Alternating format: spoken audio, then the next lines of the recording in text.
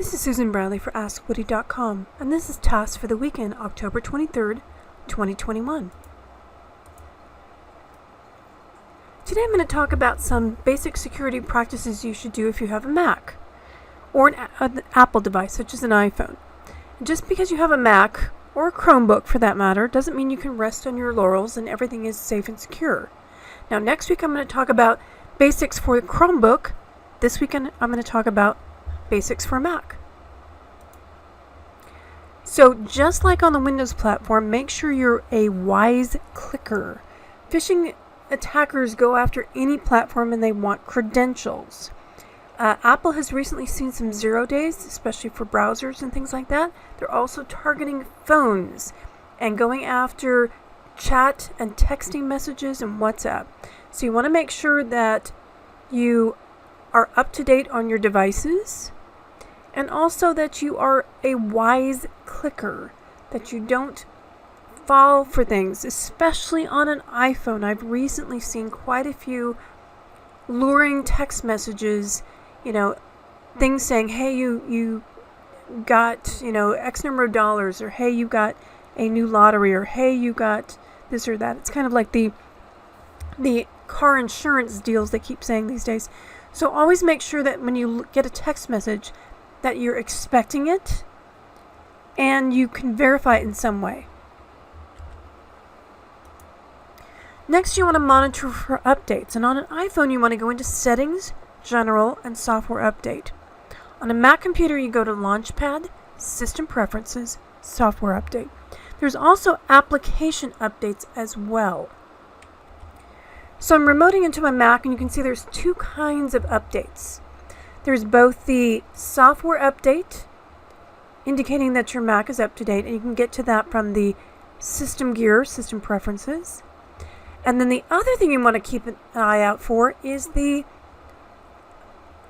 updates for your applications. And you want to keep those up to date as well, because there's security updates in those as well. So you want to make sure that you monitor these, either monitor the emails from Apple regarding the security updates, and monitor also the alerts you get for the application updates as well. Go ahead and click on Update All and get those up to date.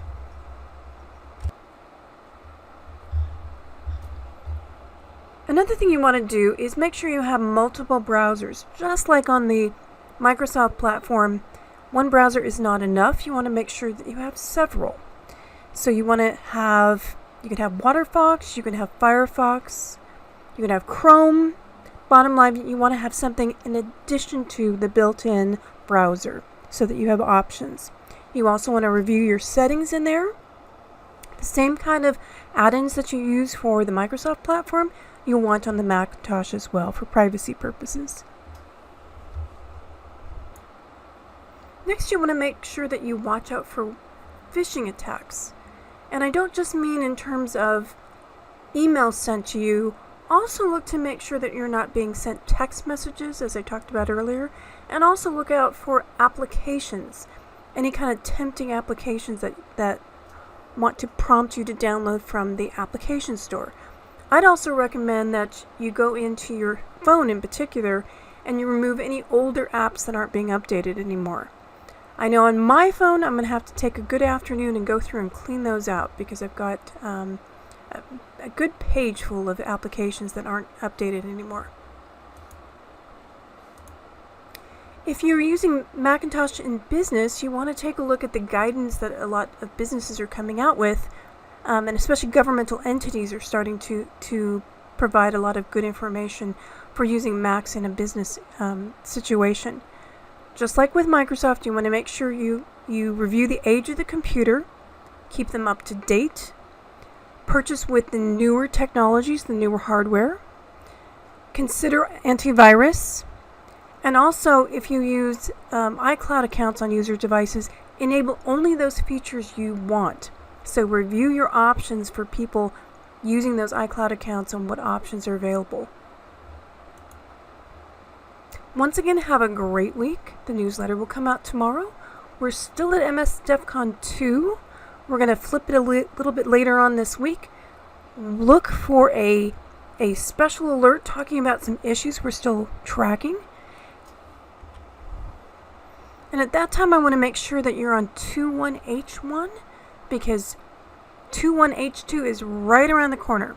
So you want to make sure your system is up to date on feature releases before the next one comes out. Until next time, this is Susan Bradley.